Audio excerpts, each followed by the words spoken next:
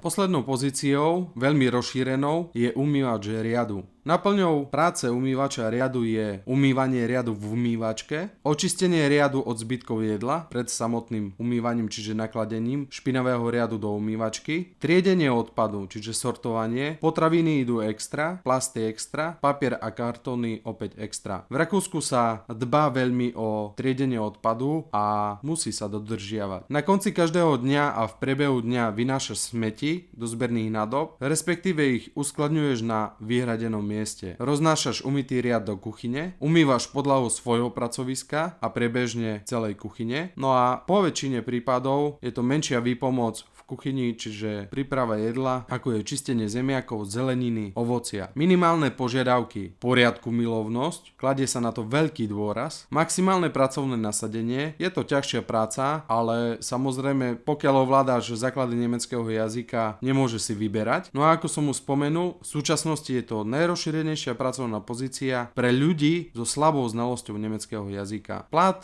umývača riadu sa hýbe od 1000 do 1400 eur čistých plus tringelty z kuchyne.